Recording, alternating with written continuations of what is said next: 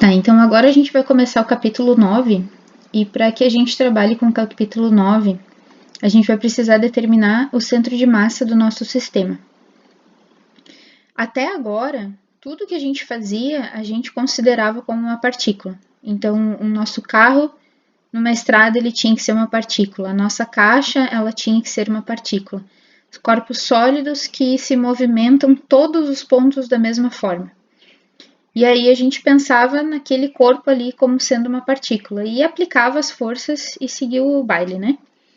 Agora a gente vai parar um instante para ver como que se determina o centro de massa de um sistema.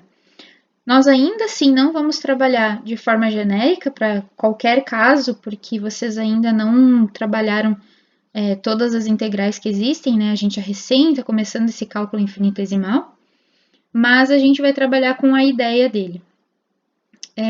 A gente precisa saber que o nosso centro de massa ele vai ser o ponto do sistema onde a gente vai concentrar toda a massa daquele sistema nesse ponto e vai poder trabalhar com esse ponto inteiro do jeito que a gente fazia antes.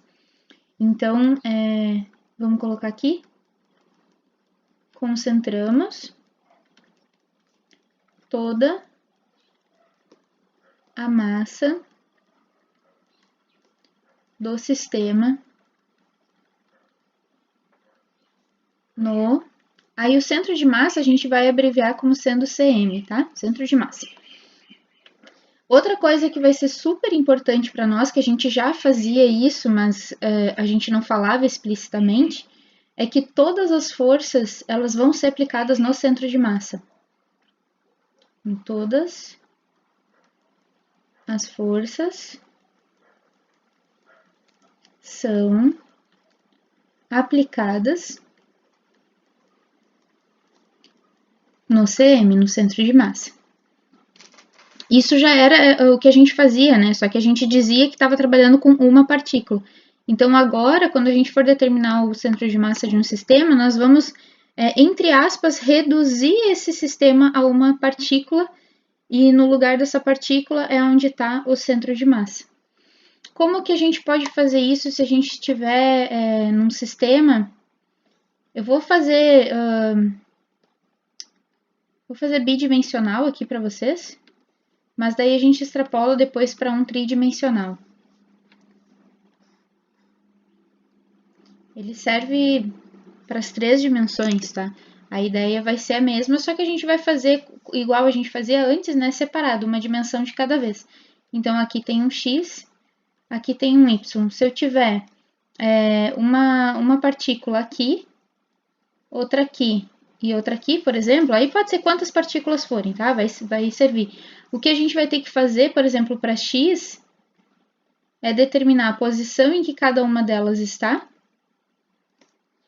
E a partir disso, ó, x1, x2 e x3. E aí também fazer isso para o y, porque depois nós vamos fazer aqui no y. E se tiver z, faz a mesma coisa para o z. Então, aqui determina a linha reta, tá, gente? Finjam que tá reto esses dois últimos. Então, olha só, eu tenho y1, sempre correspondente, né? Partícula 1, y1. Partícula 2, y2. Partícula 3, y3, não é a ordem, tá? É por partícula. O que a gente faz, resgatando na matemática, é como se fosse uma média ponderada das massas. Onde que a massa está localizada, a maior massa? Como aquela partícula que tiver maior massa vai concentrar boa parte da massa do sistema, o centro de massa vai ser mais próximo dele. Então, o cálculo que a gente faz separado, né? Por exemplo, o x do centro de massa, nós vamos determinar pela massa da partícula 1 vezes a posição dela, mais a massa da partícula 2 vezes a posição dela, e a gente vai fazer isso sucessivamente até a última partícula. Então, a última vamos representar por mn, né? E embaixo, nós vamos dividir pela soma de todas as massas do nosso sistema. Então, a massa da partícula 1, massa da partícula 2, mais até chegar na última massa. E a gente vai fazer isso para x, para y e para z separadinho. Então, eu vou copiar aqui, ó, eu vou trocar só o x por y, e aqui embaixo eu vou trocar o x por z.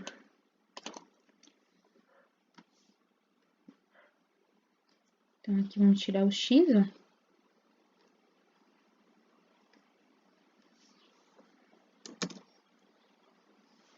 E vamos colocar o y do centro de massa, y1, y2, yn, e o z do centro de massa, z1, z2 e z3. Basicamente, é assim que a gente faz a determinação, é uma média ponderada das massas, né, da posição de cada uma das massas. Uma maneira que a gente tem de generalizar essa fórmula para não abrir ela, né, imagina se eu tiver 50 massas aqui, a gente pode usar somatório. Então, só vou mostrar para vocês aqui rapidinho como é que a gente trabalha com esse somatório. Para quem ainda não conhece, não viu esse termo, ela é representada pela letra grega aqui. Então, toda vez que tiver esse E aqui, eu estou querendo dizer que eu estou somando todos os termos. E aí, a gente representa do início. Então, o início a gente coloca aqui embaixo. E o final a gente coloca aqui em cima. Então, a gente vai fazendo esse 1, esse 2, 3, 4 que eu fiz aqui. A gente vai representar o 1 e o termo final, se é o 4, se é o 5, se é o 6. Só que para fazer isso, se vocês repararem as três fórmulas ali de cima, a parte de baixo é igual para os três termos. E é a massa do sistema inteiro, né? Se eu somar cada uma das partículas, eu vou ter a massa de todo o meu sistema. Então, a gente vai fazer que o nosso M, que vai ser a massa do sistema inteiro, e ele vai ser a soma desse M1, mais M2, mais M3, mais M4, até chegar na última massa, que é o Mn. E aí, como que a gente vai fazer? Então, vamos ver, ó. X do centro de massa vai ser o quê? Vai ser 1 sobre M, ó, que é a partezinha de baixo, né? Onde eu tenho a soma, percebam ali em cima que eu posso separar e fazer 1 sobre a soma de todas essas massas, vezes esse somatório que eu tenho aqui. Então, eu vou usar só o somatório de cima, ó, só o numerador. O denominador eu concentrei nesse M. Então, vai ficar 1 sobre M, soma de todas as massas, vezes o somatório de massa vezes a posição, certo? Começando, então, o I é o início em 1, na primeira partícula, e terminando na última partícula, que é a partícula N. E aí, eu tenho que colocar que o nosso I é a massa I e o XI. Então, o I, ele indica qual é a posição, qual é a partícula que a gente está falando. E eu vou fazer a mesma coisa para o Y e para o Z. Então, Y do centro de massa, 1 sobre M, porque isso aparece em todos, né? E aí, eu vou fazer o somatório, começando na primeira partícula, parando na última partícula, da massa vezes a posição que aquela massa ocupa. E aí, eu vou fazer agora para o Z. 1 sobre M aparece em todos, é o denominador, vezes o somatório, começando na primeira partícula, terminando na última, da massa dessa partícula, vezes a posição que essa partícula ocupa. Então, agora a gente tem a mesma fórmula lá de cima, só que eu estou reescrevendo ela usando o somatório. É a mesma coisa. Tá, gente? Se vocês forem abrir, vai dar igual.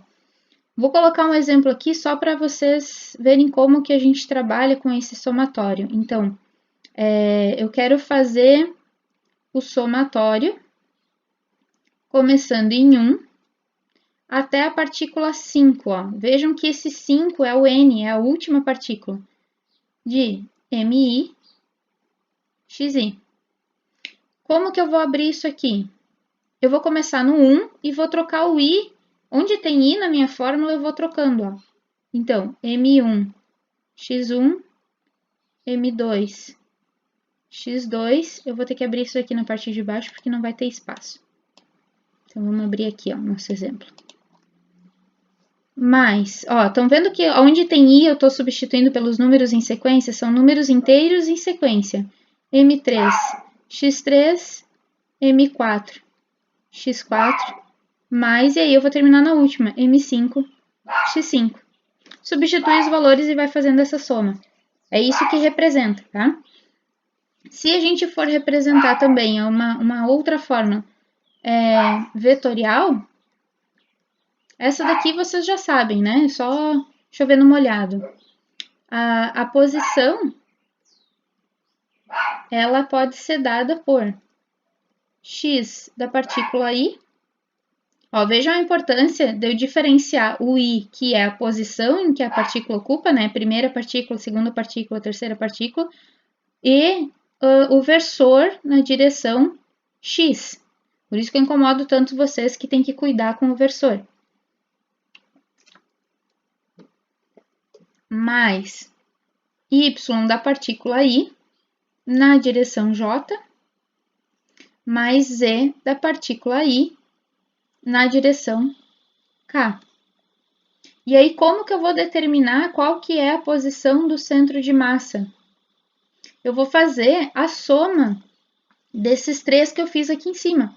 Então, agora, olha só, a gente vai calcular o x do centro de massa e vai trazer para cá e colocar o versor. Então, fez o cálculo, depois que encontrou a conta, né, que fez ou por somatório ou ali em cima, dá no mesmo, a gente vai trazer o valor para cá, x do centro de massa na direção i, vai fazer o cálculo do y, vai trazer para cá, y do centro de massa na direção j, vai fazer o cálculo do z e vai trazer para cá, z do centro de massa vezes a direção k.